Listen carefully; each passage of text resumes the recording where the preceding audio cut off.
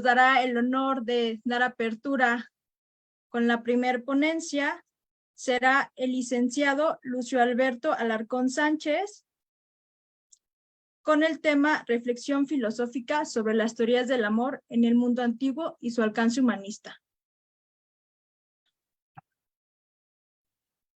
Lucio Alberto cursó la licenciatura en Filosofía por la Facultad de Filosofía del Seminario Arquidiocesano en Jalapa, en el Instituto de Estudios Superiores Rafael Guízar y Valencia.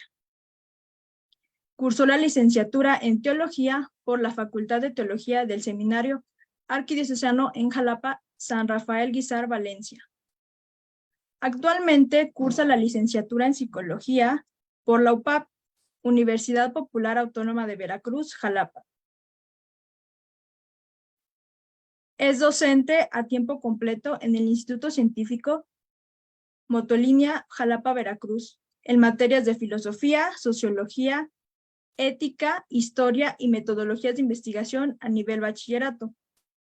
Es docente en materias de filosofía y psicología los domingos a nivel bachillerato en la Universidad Popular Autónoma de Veracruz, UPAP. Sin más, estamos a buen tiempo para poder dar inicio a nuestra primera ponencia.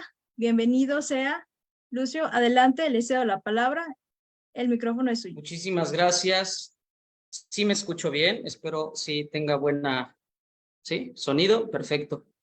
Muy bien, buena tarde tengan cada uno de ustedes, los que están viéndonos a través de esta plataforma y a través de Facebook, en la página de Psicointegralis. Para mí es un honor, de manera especial, el poder compartir vida, poder compartir experiencias, pero sobre todo conocimiento, ¿verdad? Y todos los que estamos aquí tenemos algo en común, y lo que tenemos en común es buscar la felicidad, buscar el conocimiento, buscar el aprendizaje y sobre todo la verdad, porque eso es lo que buscaban los filósofos, la verdad de todas las cosas. Y al buscar la verdad, estamos buscando un bien para cada uno de los que estamos aquí presentes. Y un bien, de manera concreta, es el amor. Entonces, hoy el tema, iniciamos prácticamente o aperturamos este gran coloquio con el tema psicología y amor. Y bueno, mi intervención va a ser reflexiva, teórica, ¿verdad? No vamos a caer en el plano no un tanto práctico, sino vamos a reflexionar, vamos a pensar, vamos a conocer, ¿verdad? Más adelante los temas que estaremos revisando, que estaremos presenciando son más prácticos, ya más concretos, con respectivas fenomenologías en las cuales nos va a ayudar mucho a profundizar, reflexionar, pero sobre todo a saber vivir. Pues bueno, vamos a iniciar voy a compartir.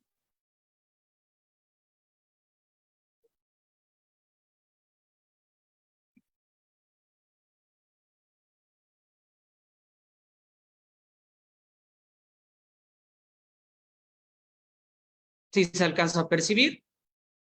Correcto. Sí, perfecto. Bien.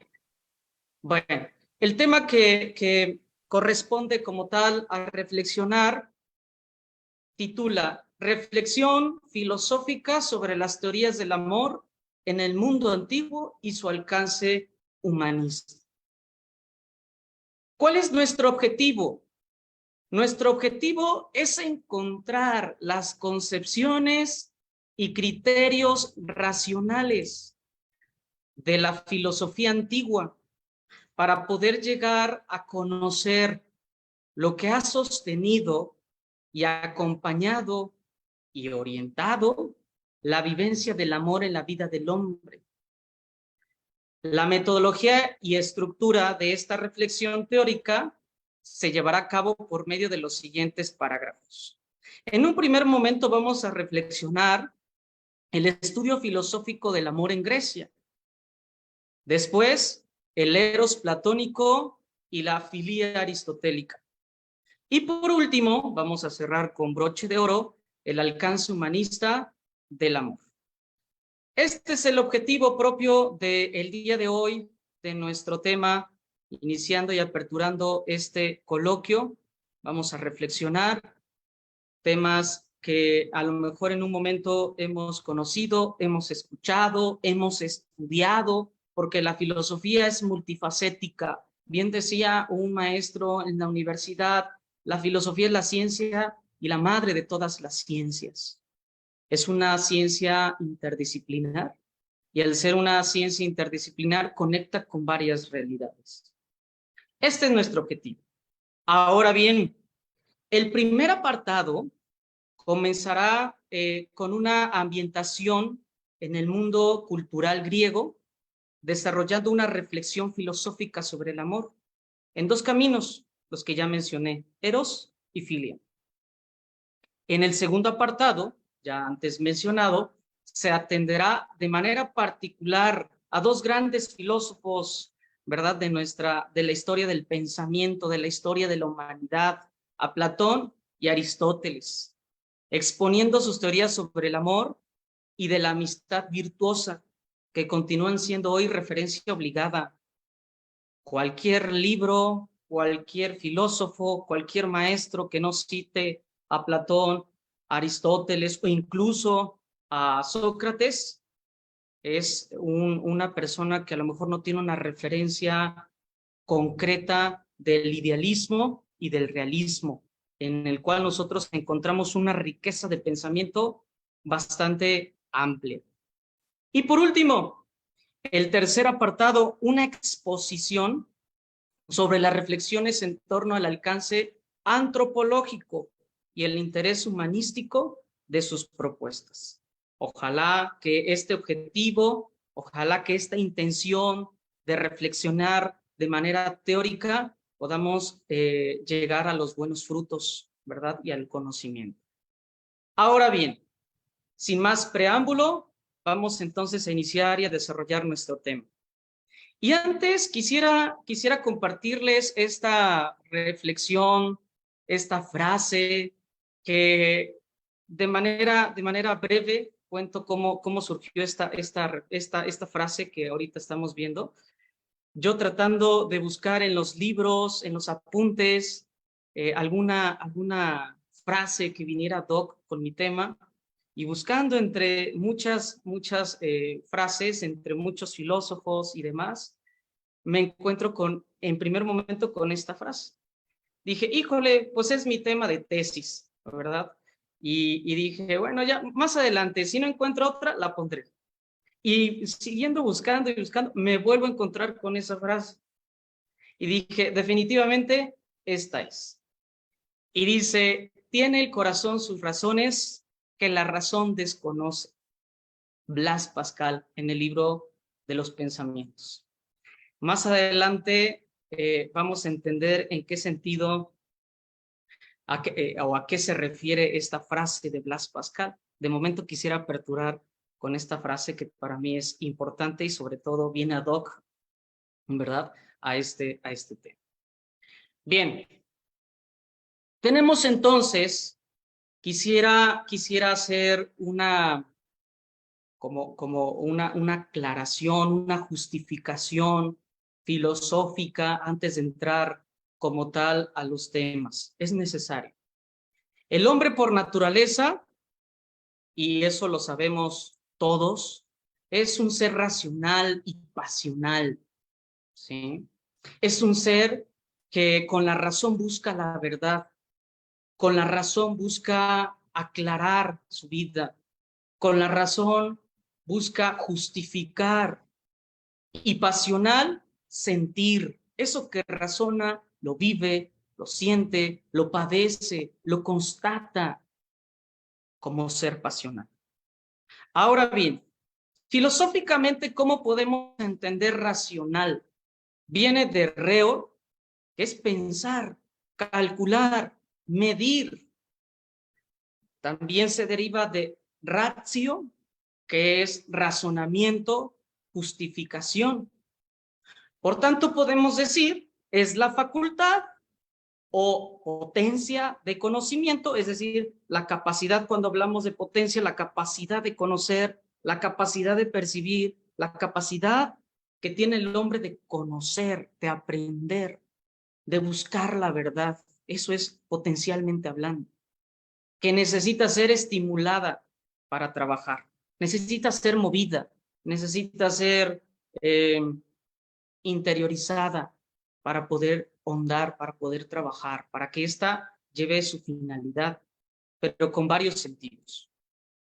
¿A qué me refiero a los sentidos? Cuando el mismo Aristóteles dice que no hay nada en la mente que no haya pasado por los sentidos, y los sentidos son aquellos que nos dan información, los sentidos son aquellos que nos clarifica la vida, nos clarifica la realidad con hechos concretos. Ahora bien, cuando hablamos de pasional, es cualquier sentimiento en general o los estados afectivos que nosotros ya conocemos, incluso sentimos, incluso padecemos día con día, movido o provocado por algo que nos estimula externamente. Y viene de pateror, que significa pasión, padecer, sentir. A eso nos referimos en cuanto al ser, en cuanto al hombre, es un ser racional y pasional. Ahora bien, por tanto, podemos decir que el amor es una pasión o tendencia al deseo de un bien racional. Y es interesante cuando nosotros llegamos a esta conclusión y cuando se llega a decir y clarificar que por medio de la pasión nosotros tendemos hacia un deseo, hacia un bien, porque la razón siempre va a buscar el bien. Ese es el fin último de nuestra razón, buscar un bien por medio de la voluntad, por medio de la libertad y sobre todo siendo conscientes de la búsqueda de la verdad. Y el amor es una pasión. El amor nace de un apetito antropológicamente hablando, de la capacidad de sentir, de la capacidad de buscar. Esta es la justificación filosófica. Y quise iniciar con esto porque con ello ponemos las bases para lo que vamos a entrar a conocer en este momento. Vamos a ver. Ahora bien, el ser humano por naturaleza es un ser en relación y en esa relación implica que éste sea objeto y sujeto de amor. El hombre por naturaleza tiene esa capacidad de relacionarse, de vincularse, de crear relaciones de amistad, relaciones de conocimiento, de experiencia significativa. Somos seres que buscamos sentirnos cómodos, que buscamos sentirnos con un sentido de existencia, con una referencia, y esa referencia la encontramos por medio del amor, porque somos objeto y sujeto. Las abundantes reflexiones que la filosofía antigua nos ha aportado hasta nuestros días nos han llevado a seguir pensando el amor. Y es importante esto porque la filosofía es amor, amor a la sabiduría, es amor al verdadero encuentro con la verdad. Y pensarse a sí mismos como sujetos que aman. Está dentro de nuestra naturaleza de ser, está dentro de nuestra naturaleza de existir, el sentirnos amados y el saber amar. La filosofía, además de ser una forma de amor al saber, ¿sí? Por eso filosofía, ¿sí? Ha contemplado distintas y complejas facetas del amor. Claro está, si nosotros vamos a la historia de la filosofía, encontramos un sinfín de reflexiones en torno al amor en diferentes etapas de la misma y tenemos diferentes autores, filósofos que han pensado el amor y no solamente lo han pensado, lo han vivido, le han dado sentido a esta reflexión. No nada más se trata de un aspecto meramente intelectual, sino una situación con un efecto de experiencia. Si no hay experiencia, no hay expresión. Este legado de la filosofía del amor ha producido numerosas obras sobre el tema y en ellas conceptos, lenguajes, problemas, soluciones, planteamientos, desarrollos y conclusiones que conforman una herencia intelectual concreta. Basta con que vayamos y compremos un manual de historia de la filosofía y busquemos por temas el amor. Habrá un sinfín de filósofos que hablen sobre el amor desde una perspectiva concreta, desde una corriente filosófica concreta, y esta enriquece, por supuesto, nuestro quehacer racional y nuestro quehacer en busca de la verdad. Ahora bien, sin más preámbulo, creo que es suficiente porque puse las bases de manera general. Este es un tema, híjole, que hasta lleva para dar un taller, un curso, ¿verdad? De mucho tiempo, pero por razones de tiempo, espacios, nos vamos a detallar en lo concreto. Bien, iniciamos entonces con el inciso A, el estudio filosófico del amor en Grecia. Los filósofos griegos fueron unos de los primeros en establecer 4 vocablos principales del amor: eros, filia, ágape y estorgé. A lo mejor ya algunos de ustedes han escuchado, ¿verdad?, estos términos en algunos filósofos, en algunos psicólogos, ¿verdad? Ahorita de momento se me viene El arte de amar de Erich Fromm, cómo desarrolla estos términos, ¿verdad? Y los concretiza de una manera magnífica, ¿verdad? Porque el amor es un arte y él va realizando esta hermosa desarrollo, ¿verdad? O este trabajo muy intelectual, pero no solamente intelectual, sino con experiencia.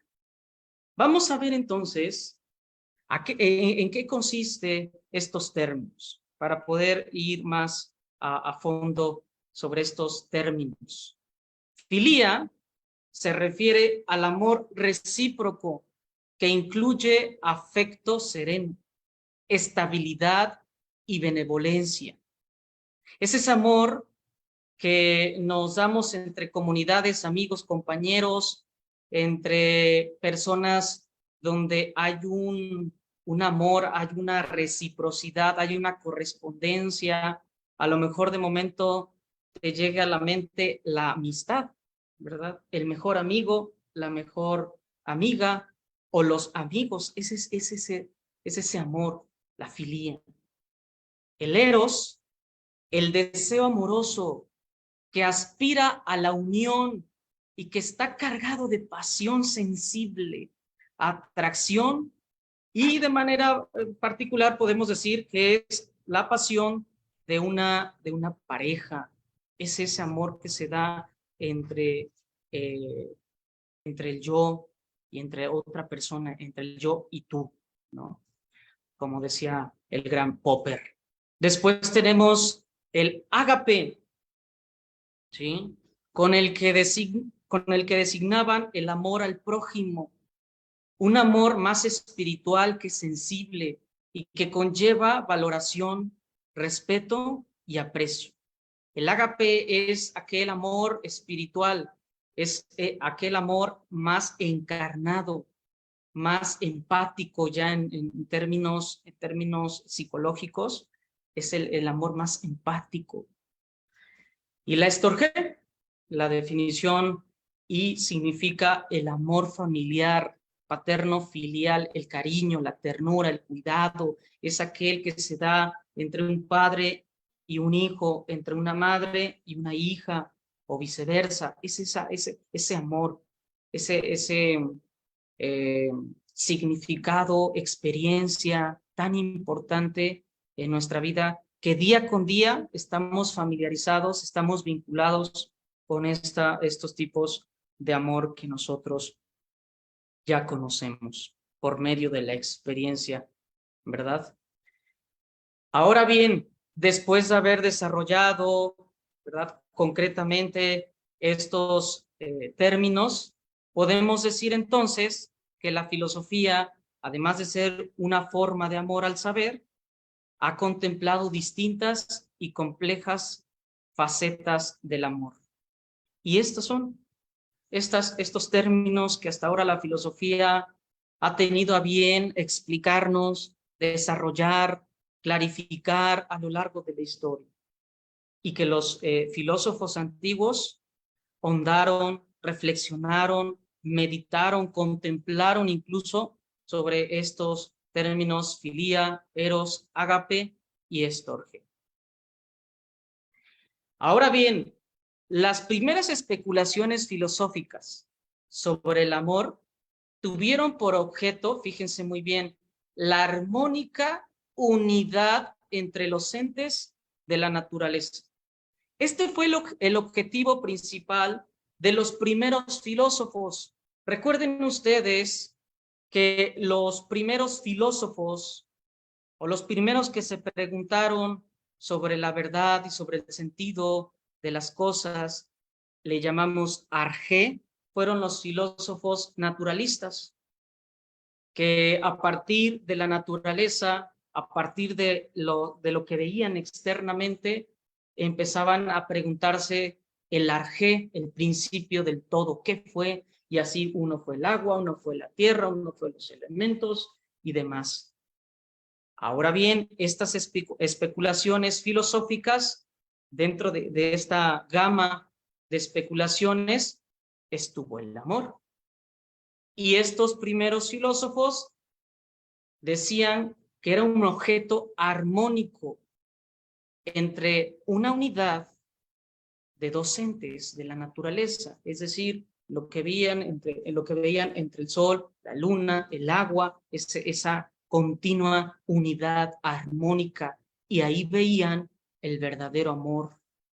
Interesante, porque ahí empezó la especulación, ahí empezó el preguntarse qué es aquello que une, qué es aquello que puede armonizar el arjé de las cosas.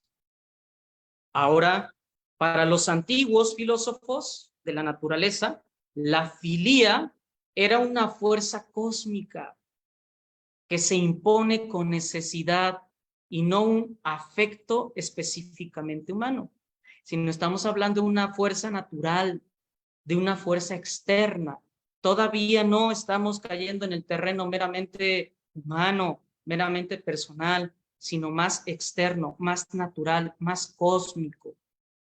Y uno de los representantes, tenemos a Empédocles en el siglo V antes de Cristo. El término significaba el principio de cohesión que mantiene unidos a los elementos, esa múltiple gama de elementos, de seres, de entes, es esa cohesión, es esa unidad que los mantiene unidos, que los mantiene juntos, que les da sentido, que le da una finalidad causal.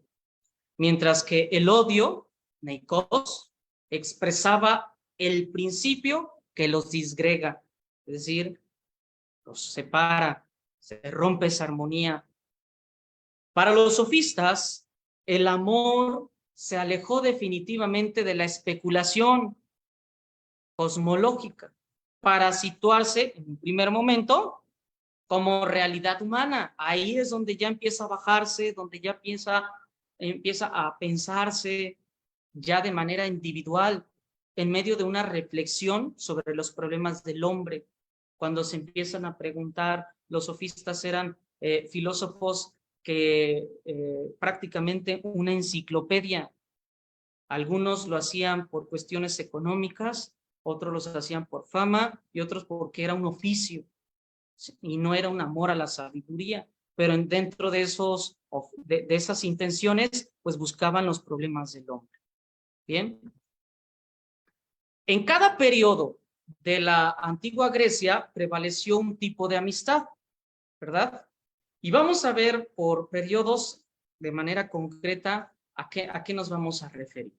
En el periodo arcaico predominó una camaradería guerrera, ¿sí? Ejemplarizada en la Ilíada por Aquiles y Patroclo. Esa es una experiencia concreta, ¿bien? De manera literal, en la cual nosotros conocemos cuando leemos un poquito sobre la Ilíada. Esta amistad que se da es una amistad o es el valor en la lucha y en la lealtad al pacto con el amigo, ¿sí? Con aquel que va a dar la vida por mí.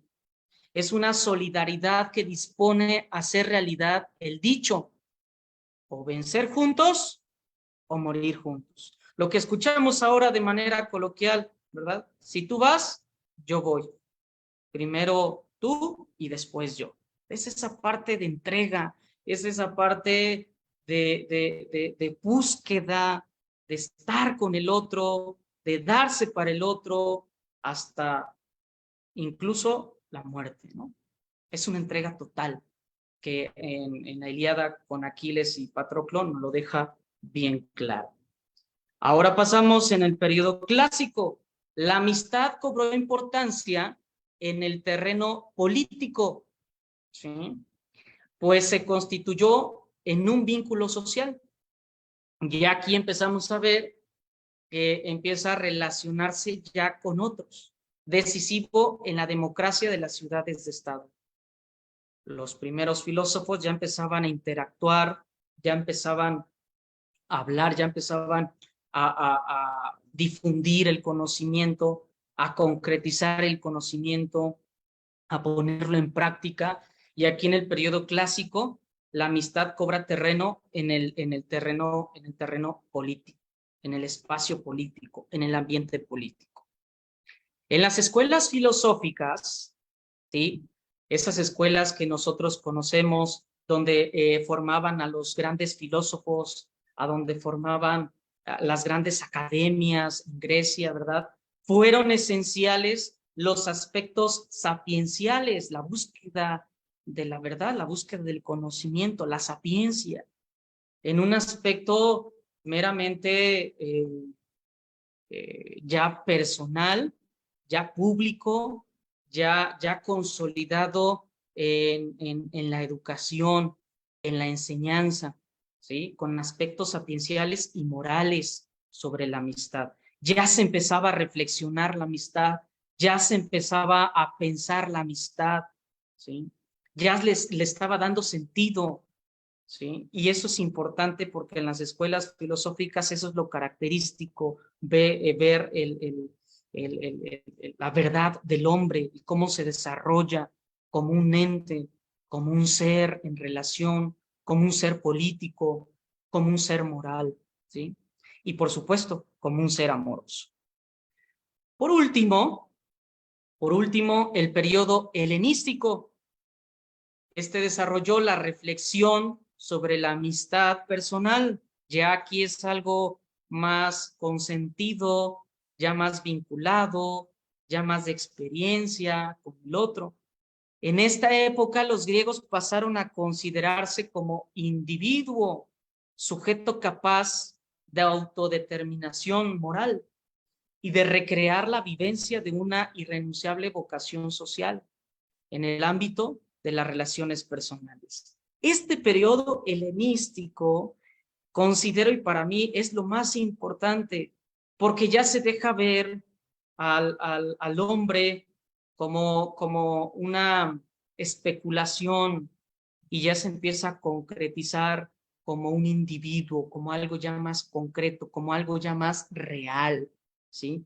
Sujeto de autodeterminación, de pensarse. Este periodo es donde se nacen los grandes pensamientos, surge y se desarrolla las grandes filosofías antropológicas, ¿verdad? Los grandes conocimientos sobre la moral, sobre la metafísica, de la antropología y demás. Aquí este periodo es característico, es significativo en la historia de la filosofía. Por tanto, en este primer momento podemos decir, En lo que respecta estrictamente a la reflexión filosófica, que es lo que estamos haciendo ahorita, ¿sí? Es una reflexión teórica, filosófica, hemos de constatar que los intereses especulativos desde los que se abordó el amor fue intelectualista, ¿sí? De manera especial sobre la filía y en ocasiones la que trató sobre el eros, lo que ya mencionamos de manera general. Es así que fue considerado como un movimiento natural, unitivo, perfectivo y vinculado a la racionalidad. Y es entender porque los primeros filósofos antiguos en la Grecia antigua, el ambiente era intelectualista, era perfectivo, en la medida en que más pienses sobre una realidad, en este caso el amor, ¿sí? Más perfecto eres. En la medida en que más se hable del amor, en este caso lo que estamos tratando, ¿sí? Más vinculado a la racionalidad, ¿sí? En la medida en que más busques hondar la verdad del amor, más perfecto eres, más en búsqueda de la verdad, de esa verdad única, estás configurado y estás puesto en esta vida, en esta realidad. Interesante porque estos filósofos antiguos, en la búsqueda de la verdad, en la búsqueda del sentido, del porqué, del arjé de las cosas, por supuesto, en esa múltiple búsqueda de principios está el amor. Está el amor. Bien. Pasamos al segundo momento. El segundo momento. Y es el eros platónico y la filía aristotélica. Ahora bien, los textos griegos que más han influido en el pensamiento sobre el amor, tal vez hayan sido el Banquete de Platón, uno de los libros más conocidos o de las obras más conocidas de Platón, particularmente el discurso de Diótima sobre el eros. Ahí de manera concreta se desarrolla el amor, el eros platónico. Bien. Y en cuanto a las reflexiones aristotélicas sobre la filía, que es lo que estamos atendiendo a nuestro segundo parágrafo, ¿verdad? Tenemos a la ética a Nicómaco. En los capítulos de manera particular 8 y 9. Ahí es donde vamos a encontrar la reflexión, el cómo va desarrollando Aristóteles el tema de filía. Ahora bien, en ambos podemos encontrar sus contenidos filosóficos, más representativos acerca de la esencia y el sentido del amor, aunque siempre desde la doble perspectiva del eros y la filía. El eros platónico y la filía aristotélica. Entonces, estos dos grandes filósofos, Platón y Aristóteles, de la filosofía antigua, estos son dos grandes griegos que más han influido en el pensamiento sobre el amor, ¿verdad? Son las dos grandes referencias y ahí los encontramos en la imagen ahí ilustrada, ¿verdad?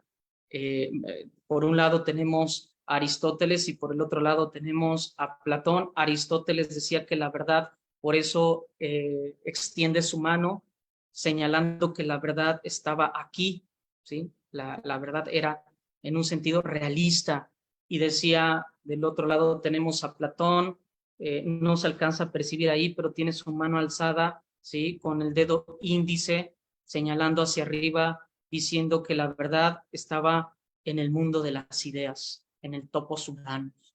Bien, entonces, hermosa expresión, hermosa imagen que tenemos aquí presentes y que ilustra el pensamiento de cada uno de ellos. Vamos entonces a tratar la concepción de Platón sobre el eros, ¿bien? Y Platón expresó su pensamiento sobre el amor en varias ocasiones, ¿sí? Y varios momentos. Sus reflexiones responden a distintos intereses especulativos y se enmarcan en diversos diálogos. Bien, lo podemos encontrar en las diferentes obras, pero de manera especial en el banquete.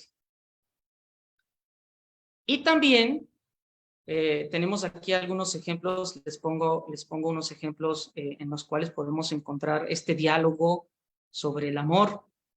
En Licias o de la amistad, así se llama, resalta el valor de la filía para el perfeccionamiento moral por su excelencia y su capacidad educadora. Esta filía, ¿sí?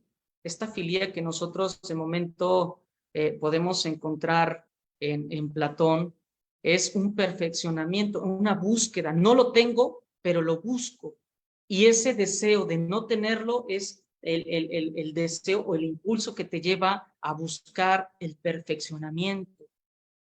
También en el Alcibiades del mismo Platón, destaca el contenido político de la amistad, ya en un sentido relacional, en un sentido, en un contexto en el que podemos hablar de relación, en el que podemos hablar de encuentro con el otro, ya se empieza a hablar en un sentido o en un contexto político la amistad, ahí en el Alcibiades. Y después tenemos, que para mí es uno de los textos más importantes, el Fedro, ¿sí? Trata de la naturaleza del amor en conexión con la doctrina de la reminiscencia, esa de hacer como una especie de memorial, ¿verdad? Algo que ya pasó, lo hacemos presente, y de las partes del alma. Se trata de esa conexión doctrinal, de esa naturaleza en búsqueda de un vínculo, ¿verdad? Ahí en el Fedro, y lo expresa muy bien. Y la obra, por excelencia, tenemos el banquete, ¿sí? Que corresponde a la época de madurez del autor. Mientras los otros ya se empezaba a especular, ya empezaba a hablar, ya empezaba a conectar sobre este eros, ¿verdad? En el banquete ya lo concretiza de manera espectacular, ¿verdad? Y que corresponde a esta época de madurez del autor, ya un Platón ya más pensado, ya un Platón con ideas más claras, ¿verdad? Con una definición sobre el amor más específica, y recoge 7 discursos pronunciados por los comensales, porque el banquete es, como su nombre lo dice, es un diálogo, ¿verdad?, entre varios. Y estos comensales elogian el amor y se habla ahí de manera específica sobre el amor. Los más célebres son los de Aristófanes y Sócrates, que hablan concretamente sobre el amor. Bien, en la concepción platónica, el amor no puede ser un Dios, pero sí que es el impulso divinizante. Es decir, no es Dios, pero se busca divinizarlo, se busca perfeccionarlo. Como antes ya había mencionado convenientemente, es aquello que no tengo, pero lo busco. Carezco, pero lo busco. Ahí está la parte divinizante platónica. ¿Bien? En cuanto a la aspiración y deseo, el eros, ¿bien?, manifiesta su carencia, ¿sí? En lo que ya comenté hace en un momento, ¿no? Pero en cuanto que es capaz de elevarse hacia lo eterno, que se refleja en la belleza de lo amado, manifiesta su riqueza. En la medida en que busco el amor, en la medida en que busco el vínculo, ¿verdad?, de amar y sentirme amado, en la concepción platónica, más perfecto me vuelvo, más divinizante me vuelvo, ¿sí? Y manifiesta esta riqueza porque Recuerden ustedes que la corriente platónica es un idealismo, ¿bien? Es esa búsqueda, es esa idea concebida, es ese amor concebido que me lleva a la búsqueda de la verdad, ¿sí? Mientras Aristóteles dice, no, está aquí en la realidad, está junto a ti. Platón dice, no, está en el mundo de las ideas, en esa concepción, en esa búsqueda constante. Ahora bien, en suma, para Platón, la dialéctica filosófica y el amor recorren el mismo camino. Es hermoso porque Platón trata de vincular esta dialéctica, ¿sí?, del amor, ¿verdad? No es divinizante, no es perfecto, pero se busca la perfección, se busca amar. No amo, busco amar, no busco ese verdadero amor. Desde lo corporal y singular a las formas universales, desde lo mudable y visible a lo permanente e inteligible, es decir, la capacidad de descubrirlo, la capacidad de conocerlo, la capacidad de llegar a ser. Bien. Así el Eros es una fuerza, fíjense muy bien, y es interesante, es una fuerza que eleva hacia el bien. Mientras más buscas el bien, más amas. Mientras más busques la perfección, más amas. Y la erótica, en este caso, a su vez, se manifiesta como una vía alógica que lleva hasta lo absoluto, es ese encuentro constante, ¿verdad?, de lo absoluto, de la idea absoluta, del verdadero amor, de ese amor concebido, ¿bien?, de ese amor que hemos visto y que hemos encontrado en el mundo de las ideas. Mientras más lo busques, más lo encuentras. Es esa búsqueda constante platónica. Bien. Por tanto, el eros platónico tiene significación psicológica, ¿verdad? Y teleológica. Psicológica en el sentido humano, ¿sí? En el sentido meramente antropológico, en el sentido meramente real, ¿me explico? Y teleológica en la búsqueda de las últimas causas, ¿verdad? Del fin último. Y este se implanta en la peculiar naturaleza del alma humana y trasciende hacia el bien eterno. ¿Por qué es eso? La búsqueda constante. Nuestra alma busca hacer la perfección, nuestra alma busca trascender hacia un bien eterno, me atrevo a decir lo siguiente, hacia un amor eterno, hacia un amor concebido, hacia un amor absoluto, ¿sí? El deseo del alma, cuya dirección perfectiva responde a la naturaleza inmortal de la psique humana, por supuesto, es esa búsqueda. Nuestra psique busca perfeccionarse, nuestra psique busca encontrar el sentido, la perfección, ¿no? Y es el camino perfectivo, escalera por la que el alma se trasciende, pues es atraída por el bien y hacia él se eleva. Es nuestra alma que busca el amor absoluto, es atraído, ¿verdad?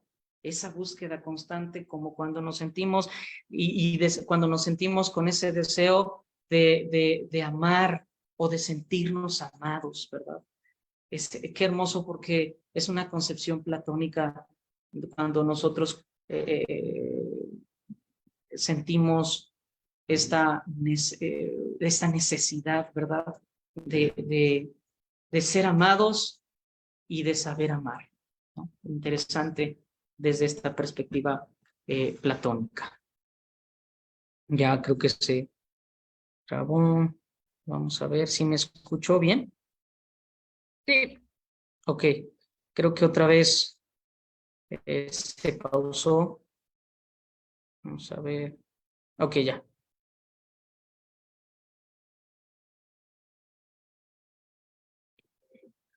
Pasamos entonces al pensamiento aristotélico, ¿sí?, sobre la filía. Voy a darme prisa porque también los tiempos nos apremian. La filosofía de Aristóteles trata por separado sobre la teleología cósmica, es decir, la causa final, ¿bien?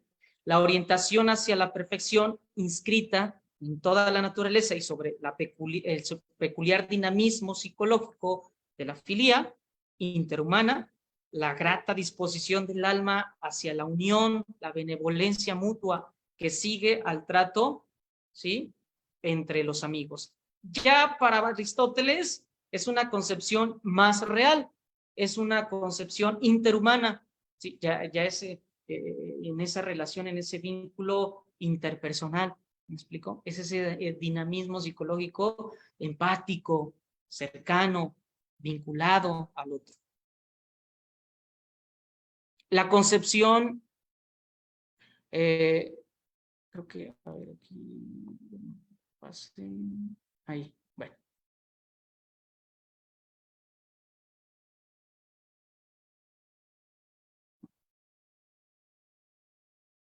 Creo que vamos a ver.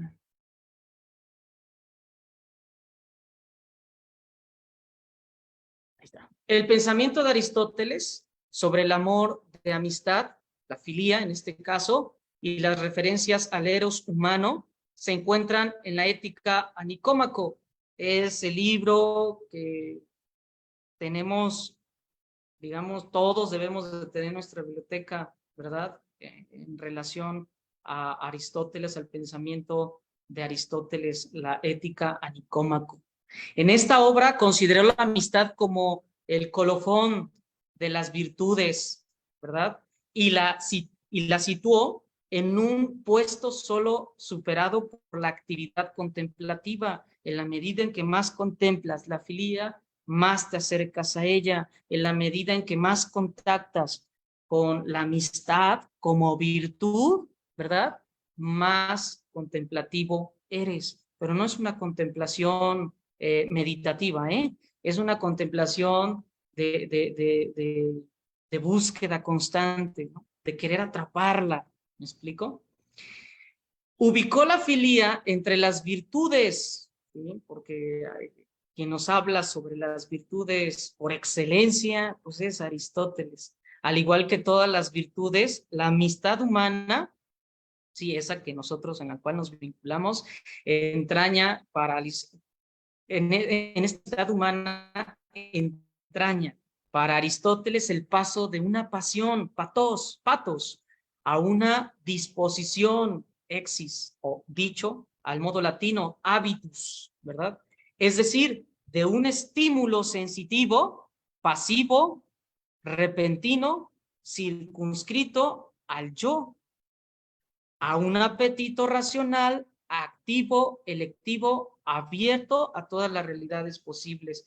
Para Aristóteles, la filía, ¿verdad?, era un apetito racional, una facultad de poder conocer, de poder vivir, de poder establecer, de poderse vincular de manera activa, en acto. Cuando hablamos de acto en el sentido aristotélico, es decir, en el hecho, en lo que se está viviendo, en lo que ya es, ¿sí? Para Aristóteles el amor es activo, ¿sí? Es decir, algo que se está dando, algo que se mueve, algo que tiene un estímulo, que tiene dinamis. El pensamiento de Aristóteles a ver, vamos a ver aquí, creo es que ya no puedo cambiar, ahí está. Aristóteles vinculó la amistad con la virtud y sabiduría, pero no olvidó su elemento pasivo afectivo. Claro que no, porque también al hablar de pasividad en Aristóteles es que también el hombre piensa, el hombre se detiene, pero no es una pasividad de detenerte, sino de contemplar, ¿sí?, sino de observar, sino de especular. A eso se refiere Aristóteles. Y diferenció inequívocamente la amistad de la mera afección padecida y de la atracción sexual. Las distinguió, o sea, no hubo ambigüedad, ¿verdad? Pero admitió que la filía se establece sobre el efecto suscitado por el trato con el bien amable. Es decir, ese afecto suscitado por el trato, por la convivencia, por el bien, y mientras más amistosos, ¿verdad? Somos, o más empáticos somos, más nos volvemos perfectos, o más buscamos el bien, ese bien amoroso. Distinguió la amistad, filía, del mero afecto o cariño, fílesis, pero la amistad incluye el sereno calor afectivo correspondido. Esta fílesis es una afección meramente pasiva, patos, y puede también dirigirse hacia los seres inanimados. Estos seres inanimados, pues son aquellos que no tienen dinámica, ¿verdad? Son aquellos que no tienen una vida dinamis, ¿verdad? Para que algo tenga sentido, algo esté en acto, necesita dinamis. Y dice Aristóteles que esta afección meramente pasiva la podemos vincular a los seres inanimados. La filía, en cambio, es disposición operativa habitual, es decir, ya esta sí tiene dinamis, porque su ejercicio implica elección y solo en otro hombre puede tener su objeto. Nada más está vinculado. ¿Cuál sería la causa final del amor? El otro, la amistad, ¿sí? El bien. Esa es la causa final del amor. Amar, vincular, vivir el amor. Esa es la causa final, la naturaleza del amor para Aristóteles. Lucio, nos quedan 5 minutos para ir cerrando. Perfecto. Para concluir, alcance humanista del amor, y con este cerramos. La filosofía griega sobre el amor, que inicialmente se desarrolló en el en torno a cuestiones cosmológicas, como ya vimos, acabó por tener un significado prevalentemente humanista, ¿sí? Ahí es donde desemboca desde una especulación cosmológica a una especulación humanista, pero una especulación ya más concreta. Se centró en torno al amor humano, sea como eros o sea como filia, y destacó su importancia para el perfeccionamiento de los individuos. Mientras más eros, más filia, más perfecto eres como individuo, como ser. De todos modos, estas reflexiones se mantuvieron en el marco general de la filosofía de la naturaleza y en concreto de la singular antropología filosófica. Y la antropología filosófica se encargará, es su quehacer, es su naturaleza, ¿sí? De reflexionar, de pensar este amor como apetito. Destacaron que el amor tiene por objeto, el amor tiene por objeto, por finalidad, aquello que es un bien, ¿sí? Un bien concebido para la naturaleza del sujeto amante, y que el amor es un bien para quien ama. Así es que mientras más amas, más estás practicando el bien, ese bien absoluto, tanto platónico, ese bien que concibe el mismo Aristóteles, ¿verdad? Y todo esto se concreta en el perfeccionamiento de nuestras almas. Por tanto, algunos rasgos del amor puestos de manifiesto por los griegos abrieron camino al descubrimiento de la dignidad. Atención con esto, la dignidad y singularidad personal, ¿verdad? Llevando a una verdadera concepción centrada, fíjense muy bien, de este manifiesto, ¿verdad? Que los griegos en su momento abrieron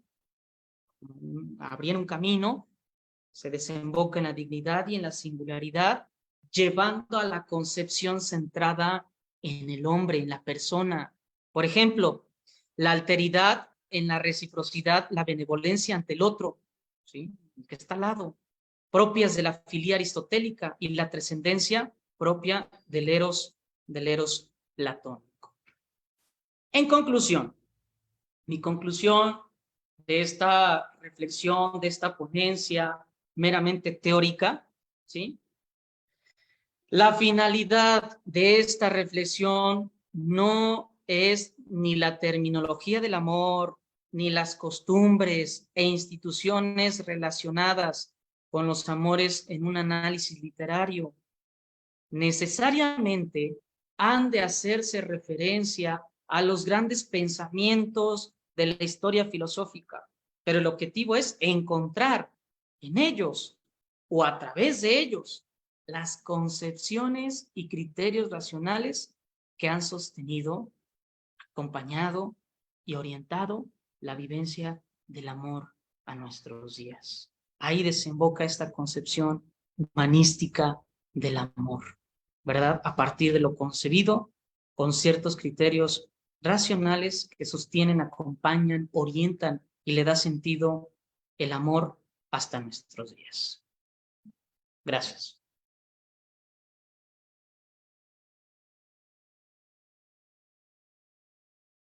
Muchísimas gracias, mi querido Lucio. Me voy con una parte de tu ponencia el día de hoy donde dijiste: para Platón, la dialéctica filosófica y el amor recorren el mismo camino, desde lo mudable y visible a lo permanente e intangible. Me llegó hasta el corazón.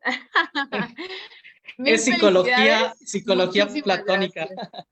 Totalmente, me sonó muy al estilo cabalístico. Muchísimas gracias, mi querido Lucio. Felicidades por tu ponencia. Agradezco la confianza que tienes a Psicointegralis. Seguimos aquí. Gracias. Adelante con las preguntas o los comentarios. Adelante, Ramsés. Uno queriendo cederle el lugar a alguien más y pues, de modo. Vamos a Tú eres de casa, Ramsés. Vamos a tener que abrir la pista, pues. Primero que nada, muchas felicidades, Lucio. Una excelente presentación. Realmente se ve tu experiencia en la docencia al momento de explicar toda esta terminología. Y bueno, sabemos que la filosofía no es fácil, ¿no? Principalmente de poder entenderla y luego poder pronunciarla y luego poder explicarla. Muchísimas felicidades. Estuvo excelente, la verdad, honestamente. No es que dudara de tus capacidades, obviamente, pero sí el tema fue maravilloso, la forma en la que lo pudiste exponer. Y pues te felicito mucho. Dentro de esta parte del amor también hay una pequeña duda que me estuvo surgiendo, que de repente llegaba ahí, ¿no? A mi cabeza. El tan comúnmente conocido como amor platónico, ¿no? Que se dice que se tiene hacia personas que no están a tu alcance. Así es. Y hacías esta referencia, ¿no? Platón decía que el amor y la sabiduría y el bien y el todo estaba en un campo de la imaginación o de las ideas. ¿Realmente entonces tenemos bien este concepto social de amor platónico o lo hemos cambiado, vaya, a lo largo del tiempo? Cuando hablamos de amor platónico, que es muy coloquial, ¿verdad? Y ciertamente tiene un alcance idealista, ¿verdad? Es como cuando dicen, y lo voy a concretizar, ¿verdad? Me gusta una persona, pero no me hace caso, no se va a fijar en mí, por tanto es un amor platónico, se dice de manera coloquial. Y voy a partir de este ejemplo, ¿verdad? Es aquello que no tengo o que no... me gustaría, deseo tener, ¿verdad? O que esa persona sea mi novio, que pueda yo compartir, que pueda yo vincularme, pero no se da, no existe, ¿verdad? Y es esa búsqueda, ¿verdad? Ese alcance que alcanzamos, o válgase la redundancia, es ese alcance que concebimos, pero que de momento no podemos llegar a él, pero en la búsqueda constante, ¿sí?, de perfeccionar nuestro amor, se puede dar, se puede alcanzar. Es esa búsqueda idealista, ¿verdad? Y se da a veces, tú dices, cuando tuviste una experiencia de amor platónico y se fijó en mí, ¿en qué se fijó? ¿Quién sabe? Pero ya somos novios. Alcanzaste a llegar. ¿De qué forma? Es esa elevación platónica, ¿verdad? Es esa elevación por medio de la búsqueda constante, del encuentro constante, divinizante, como como bien lo expresaba, el amor no es divino, pero busca ser divino. Entonces, de manera concreta, puedo contestarte con este ejemplo, ¿no? Del amor platónico, pero es alcanzable. Si lo piensas, si lo vives, es alcanzable.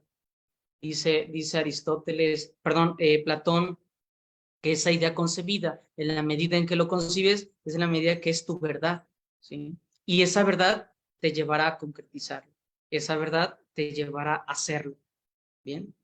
A vivirlo. Alicia, teníamos tu manita levantada. ¿Quieres compartirnos algo? Aún te estamos a tiempo. Pero aquí tenemos un comentario de Diana Perla que dice, aquello tan hermoso que no se puede tener, amor platónico. Así es. Tenemos una manita levantada de... ¿Qué? ¿Geo? Adelante. Hola, soy Bárbara. ¿Cómo Bárbara, estás? bienvenida. Adelante, te Gracias. escuchamos. Oye, nada más digo, me encantó la frase con la que abrió. Tiene el corazón sus razones que la razón desconoce. Está increíble, increíble. Muchísimas gracias. Me tocó muchísimo. Lucio, Así tenemos es. una pregunta, perdón, tenemos una pregunta en Facebook, igual yo creo que nos da tiempo todavía. Mauro nos pregunta, ¿habría posibilidad de apuntar las diferencias, si es que las hay, entre amor entre hombres y mujeres de las que hay entre hombres? ¿Y si hay reconocimiento del amor entre mujeres? Mauro nos pregunta eso. Alcancé a percibir como una cierta idea de lo que trata Mauro a preguntar o en este caso a clarificar. Aquí en el estudio filosófico sobre los diferentes conceptos del amor, aquí podemos distinguir qué tipo de amor queremos dar o qué tipo de amor está vinculado con el otro. Ahí está la diferencia entre la filía, el eros, el ágape y la estorgé. Y es importante, y lo marca muy bien Eric Fromm, ¿verdad? La capacidad de relacionarnos, la capacidad de vincularnos, la capacidad de ser conscientes, ¿verdad? Y en la medida en que más eres consciente de estos términos, ¿sí? Con cualquier persona, ¿eh? Sea hombre, sea mujer, pero tienes bien definido qué tipo de amor es en la medida en que sabrás ser consciente de vivirlo. Puede ser filía, puede ser eros, puede ser ágape, de manera inclusiva, explico, ¿no? De manera multifacética, porque el amor es multifacético, polivalente. El amor es, no se concretiza en un término, sino que trasciende el amor, ¿verdad? Y trasciende en la medida y en la capacidad que buscas esa perfección. Si lo buscas en una mujer, si lo buscas en un hombre, ¿sí? Incluso hasta como en la ponencia dije, ¿no? En su momento, hasta las entes inertes, ¿me explico? Hasta ahí se puede buscar y se puede encontrar el amor. Por eso distingo, ¿verdad? Hago esta distinción de los tipos de amor. Ahí podemos ubicar dónde estoy puesto yo. Entonces, no sé si por ahí pude contestar la duda de Mauro, pero es una aproximación, ¿correcto? Licenciado, Muchísimas gracias. yo, Perdón. perdón, es que hace rato me salí de Zoom, ya no pude, soy Alicia. ¿Puedo preguntarle? Sí, Alicia, te escuchamos. Licenciado, de acuerdo a las concepciones que tienen los filósofos, somos racionales. Entonces podríamos aplicarlo esto a lo que dice, a lo que dirá en la concepción de Platón. somos orgásmicos, ¿no? Biológicamente somos orgásmicos por naturaleza. Somos racionales, de acuerdo a las concepciones de Platón. Entonces, forzosamente racionalizamos el amor. ¿Y esto a qué nos lleva? A que esto mismo nos ha ido haciendo mutables cada vez, cada generación, con el paso de los años. No sé, usted sáqueme de esa situación. Platón fue el padre de esta concepción. Él se empezó a preguntar qué pasaba con el amor, cómo es cambiante, es mutable. Y actualmente, todas estas movilidades emocionales que hemos tenido, podemos justificarlas desde el punto de vista racional, totalmente, Sí, por antes supuesto. que emocional. Primero Sí. pensamos de forma racional y después nos vamos a lo emocional. Sí, por supuesto. Y aquí pongo, no sé si se alcanza a ver, o sí, creo que todavía, aquí pongo el hombre por naturaleza es un ser racional y pasional, ¿sí? Pensamos el amor, pero al mismo tiempo de pensarlo, lo vivimos, lo sentimos, ¿me explico? Y es este juego, y es hermoso porque en la medida en que más lo piensas, más lo vives, y en la medida en que más lo sientes, más lo piensas, ¿verdad? Es este juego tan hermoso, ¿verdad? Esta conjunción en ambas facultades, entre lo racional y lo pasional, y por supuesto es mutable, porque es dinámico, tiene dinamis, porque tiene vida, tiene sentido, ¿me explico? Y claro que va a cambiar, pero nunca va a cambiar en su naturaleza de ser, en buscar el bien. Eso nunca va a cambiar, nunca, nunca, nunca, nunca. Porque Licenciada, una filosóficamente, pregunta más. Uh-huh. sí, filosóficamente hablando, es un bien absoluto Dígame. el amor. Uh-huh. Ok. Si tuviésemos o si tuviéramos que hacer una escala de cómo poder acomodar, o darle una numerología, ¿qué tendríamos que poner primero? ¿La filia, el eros, el agape o el estorgue? ¿Cómo podría ser? Porque la filia Bien. es el amor recíproco y el eros es el amor cargado de mucha pasión, es sensible, es el tú y el yo. Y el agape es el amor espiritual. Entonces, como si tuviera yo que hacer una tabla dándole cierto valor, ¿cómo? Bien, ¿Cómo tendría que ser de, ahí? de primer ¿Qué momento, valores? Está en primer función de momento qué. no es gradual, ¿me explico? No es esquemático, simplemente se da, ¿sí? Es espontáneo, es en acto, ¿me explico? No hay nada pasivo no hay nada de pasividad en estos 4 términos. Se puede dar, así como puedes sentir filía, así puedes sentir eros, ¿verdad? Mientras más consciente seas, mientras más busques el amor, más en contacto estarás contigo mismo, contigo misma, en la capacidad de desear, en la capacidad de deseo, en la capacidad de vincular. No es como una receta de cocina. Primero vas a hacer esto y después esto para poder llegar a esto. Claro que no implica una metodología sistemática. Esto es vida, esto es de manera espontánea, ¿sí?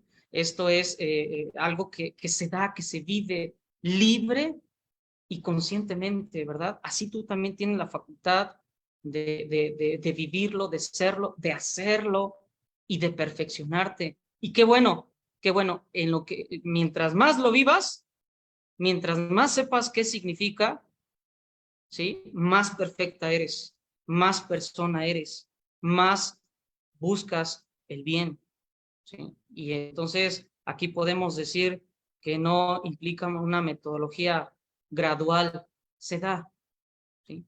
En la medida en que tú lo busques. Ok, muchísimas gracias. Yo tengo 44 años casada y pues bueno, agarras y dices, vas viendo una pequeña escala cómo se fueron dando las cosas, ¿no? Entonces Así vas correlacionando. Bueno, yo en mi caso, ¿no? Que digo, y he visto otras experiencias, Y digo, bueno, fue fantástica su respuesta, le agradezco mucho. Así es, así es. Y puedes vivir estos 4 en tu familia en el mismo momento, en un día incluso, ¿eh? El detalle es hacerlos conscientes. Mientras más consciente lo hagas, más te darás cuenta de cómo amas. Así es, muchas gracias. Muchísimas gracias, Lucio. Damos por terminado la ronda de preguntas.